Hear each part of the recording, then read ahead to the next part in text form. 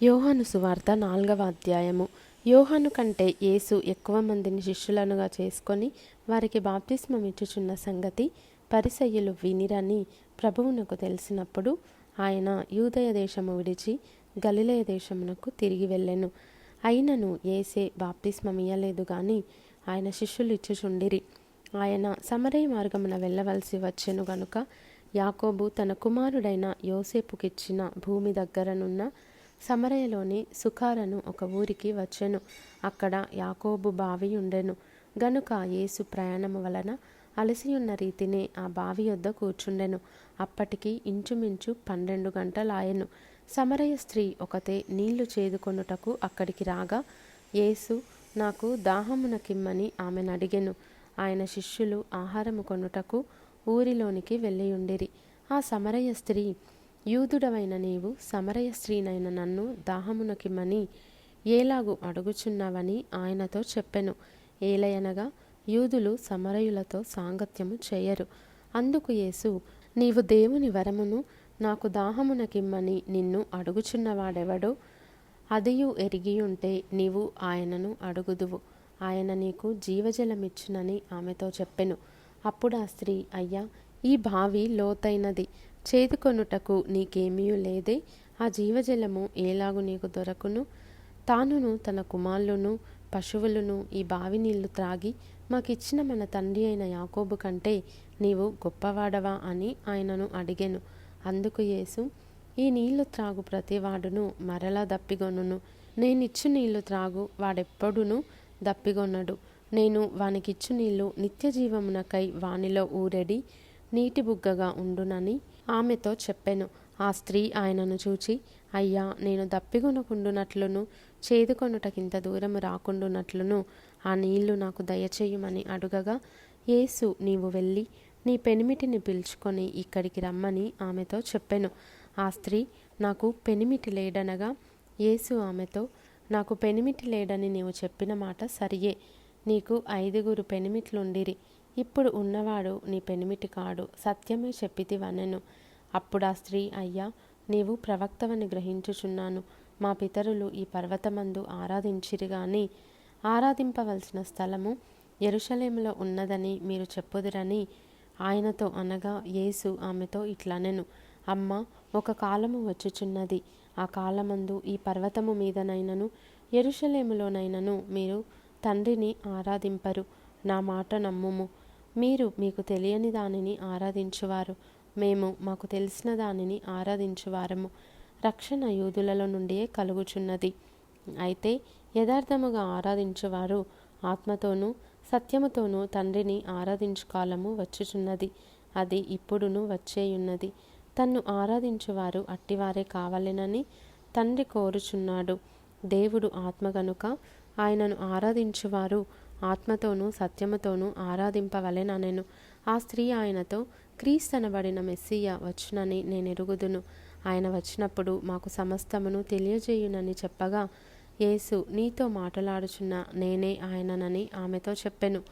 ఇంతలో ఆయన శిష్యులు వచ్చి ఆయన స్త్రీతో మాటలాడుట చూచి ఆశ్చర్యపడిరి గాని నీకేమి కావలెనని అయినను ఈమెతో ఎందుకు మాటలాడుచున్నావని అయినను ఎవడునూ అడగలేదు. ఆ స్త్రీ తన కుండ విడిచిపెట్టి ఊరిలోనికి వెళ్ళి, మీరు వచ్చి నేను చేసినవన్నీయు నాతో చెప్పిన మనుష్యుని చూడుడి, ఈయన క్రీస్తు కాడా అని ఆ ఊరి వారితో చెప్పగా వారు ఊరిలో నుండి బయలుదేరి ఆయన యొద్దకు వచ్చుచుండిరి. ఆలోగా శిష్యులు, బోధకుడా, భోజనము చేయమని ఆయనను వేడుకొనిరి. అందుకు ఆయన, భుజించుటకు మీకు తెలియని ఆహారము నాకు ఉన్నదని వారితో చెప్పగా శిష్యులు ఆయన భుజించుటకు ఎవడైనా నేమైనను తెచ్చెనేమో అని ఒకనితో ఒకడు చెప్పుకొనిరి. యేసు వారిని చూచి, నన్ను పంపిన వాని చిత్తము నెరవేర్చుటయు ఆయన పని తుదముట్టించుటయు నాకు ఆహారమై ఉన్నది. ఇంకా 4 నెలలైన తరువాత కోతకాలము వచ్చునని మీరు చెప్పుదురు గదా.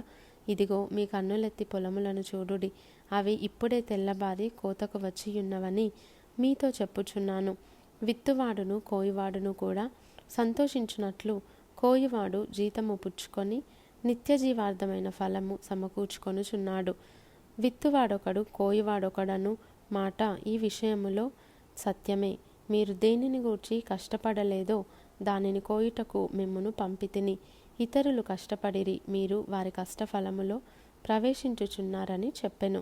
నేను చేసినవన్నీయు నాతో చెప్పెనని సాక్ష్యమిచ్చిన స్త్రీ యొక్క మాటను బట్టి ఆ ఊరిలోని సమరయులలో అనేకులు ఆయన యందు విశ్వాసముంచిరి. ఆ సమరయులు ఆయన యొద్దకు వచ్చి తమ యొద్ద ఉండుమని ఆయనను వేడుకొనిరి గనుక ఆయన అక్కడ 2 దినములుండెను. ఆయన మాటలు వినినందున ఇంకను అనేకులు నమ్మి ఆ స్త్రీని చూచి, ఇక మీదట నీవు చెప్పిన మాటను బట్టి కాక మా మట్టుకు మేము విని ఈయన నిజముగా లోకరక్షకుడని తెలుసుకొని నమ్ముచున్నామనిరి. ఆ 2 దినములైన తరువాత ఆయన అక్కడ నుండి బయలుదేరి గలిలయకు వెళ్ళెను. ఎందుకనగా ప్రవక్త స్వదేశములో ఘనత పొందడని యేసు సాక్ష్యమిచ్చెను. గలిలయులు కూడా ఆ పండుగకు వెళ్ళువారు గనుక యెరూషలేములో పండుగ సమయమున ఆయన చేసిన కార్యములన్నీయు వారు చూచినందున ఆయన గలిలయకు వచ్చినప్పుడు వారు ఆయనను చేర్చుకొనిరి. తాను నీళ్లు ద్రాక్షరసముగా చేసిన గలిలయలోని కానాకు ఆయన తిరిగి వచ్చెను. అప్పుడు కపెర్నహూములో ఒక ప్రధాని కుమారుడు రోగి అయి ఉండెను. యేసు యూదయ నుండి గలిలయకు వచ్చెనని అతడు విని ఆయన యొద్దకు వెళ్ళి తన కుమారుడు చావ సిద్ధమై ఉండెను గనుక ఆయన వచ్చి అతని స్వస్థపరచవలెనని వేడుకొనెను. యేసు సూచక క్రియలను మహత్కార్యములను చూడకుంటే మీరెంత మాత్రము నమ్మరని అతనితో చెప్పెను. అందుకు ఆ ప్రధాని, ప్రభువా, నా కుమారుడు చావక మునుపే రమ్మని ఆయనను వేడుకొనెను. యేసు, నీవు వెళ్ళుము, నీ కుమారుడు బ్రతికియున్నాడని అతనితో చెప్పగా ఆ మనుష్యుడు యేసు తనతో చెప్పిన మాట నమ్మి వెళ్ళిపోయెను. అతడింక వెళ్ళుచుండగా అతని దాసులు అతనికి ఎదురుగా వచ్చి అతని కుమారుడు బ్రతికియున్నాడని తెలియజెప్పిరి. ఏ గంటకు వాడు బాగుపడసాగెనని వారిని అడిగినప్పుడు వారు, నిన్న 1 గంటకు జ్వరము వానిని విడిచెనని అతనితో చెప్పిరి. నీ కుమారుడు బ్రతికియున్నాడని యేసు తనతో చెప్పిన గంట అదే అని తండ్రి తెలుసుకొనెను గనుక అతడును అతని ఇంటి వారందరూ నమ్మిరి. ఇది యేసు యూదయ నుండి గలిలయకు వచ్చి చేసిన 2వ సూచక క్రియ.